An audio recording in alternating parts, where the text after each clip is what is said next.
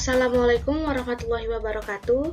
Nah, pada kesempatan kali ini saya akan memaparkan tentang analisis laporan arus kas untuk menilai kinerja keuangan pada suatu perusahaan di Indonesia.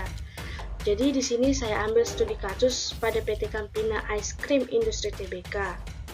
Nah, baiklah, selanjutnya kita akan bahas tentang unsur-unsur dan inti dari pembahasan yang akan saya jelaskan nanti.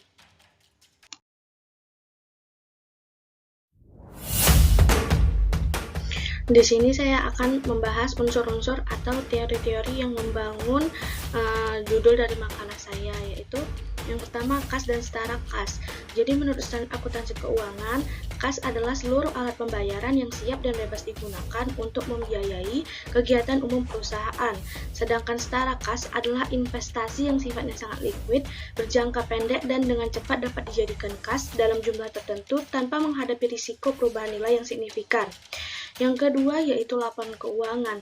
Laporan keuangan menurut standar akuntansi keuangan adalah bagian dari proses pelaporan keuangan. Menurut IAI, laporan keuangan ini memiliki 5 elemen utama, yaitu yang pertama adalah laporan laba rugi, laporan perubahan ekuitas, laporan neraca, kemudian laporan arus kas, yang kelima yaitu catatan atas laporan keuangan. Jadi yang mau kita bahas di sini yaitu laporan arus kasnya. Kita akan menilai kinerja keuangannya dari kinerja keuangan dari PT Campina ini dari laporan arus kasnya. Kemudian secara umum laporan arus kas ini menurut PSAK nomor 2 adalah laporan atas arus kas masuk dan arus kas keluar atau setara kas. Kemudian laporan arus kas ini harus dilaporkan selama periode tertentu dan diklasifikasikan menurut aktivitas operasi, investasi, dan pendanaan.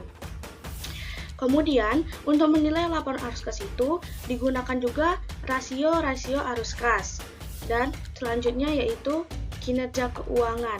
Kinerja keuangan di sini yang dimaksud menurut Rudianto pada tahun 2013 adalah hasil atau prestasi yang dicapai oleh manajemen perusahaan dalam mengelola aset perusahaan secara efektif selama periode tertentu.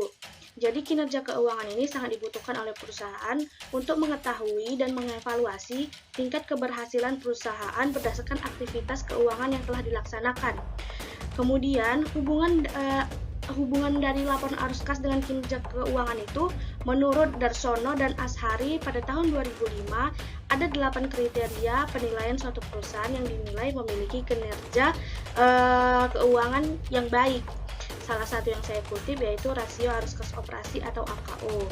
Jika di atas 1 mengindikasikan bahwa perusahaan tersebut mampu membayar kewajiban lancar tanpa menggunakan arus kas dari aktivitas lain.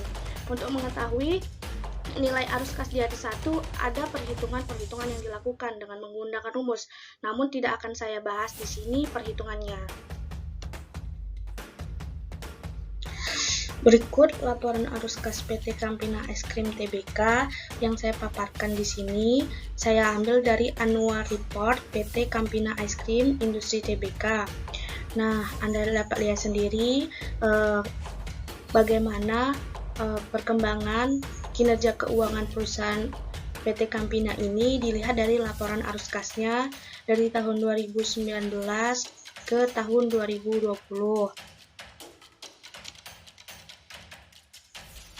Dan ini laporan arus kasnya jika dilihat dari aktivitas investasinya. Dapat Anda lihat sendiri bagaimana perubahan nilai-nilainya dari tahun 2019 ke tahun 2020. Nah, dari laporan arus kas yang sudah saya paparkan tadi, yang hanya berisikan angka-angka saja, jika kita analisis sebagai berikut. Yang pertama yaitu kas bersih yang diperoleh dari aktivitas operasi. Pada tahun 2020, kas bersih yang diperoleh dari aktivitas operasi meningkat sebesar 27,9%, menjadi 202,6 miliar dibandingkan kas bersih yang diperoleh dari aktivitas operasi pada tahun 2019 yang tercatat hanya sebesar 158,4 miliar.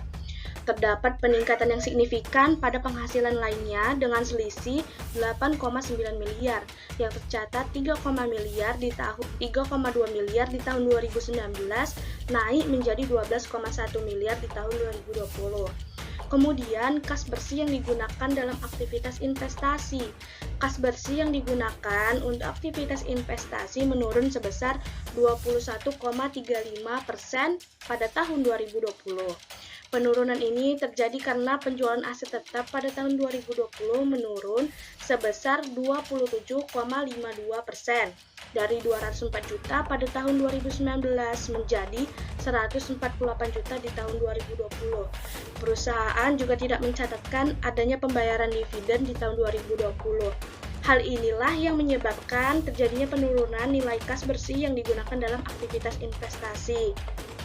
Nah, untuk kasus yang PT Campina Ice Cream Industry Tbk ini, pada tahun 2020 tidak ada kas bersih yang digunakan untuk aktivitas pendanaannya. Sebelum saya menutup atau mengakhiri video ini, saya akan mengambil sebuah kesimpulan bahwasannya perputaran kas dari aktivitas operasi berjalan dengan baik dan kas dari aktivitas operasi mampu mendanai segala kegiatan yang terjadi di dalam perseroan tanpa mengandalkan dari aktivitas investasi dan pendanaan. Bahkan dari laporan arus kas tersebut juga dapat kita lihat bahwasannya arus kas dari aktivitas operasi mampu menambah aset tetapnya.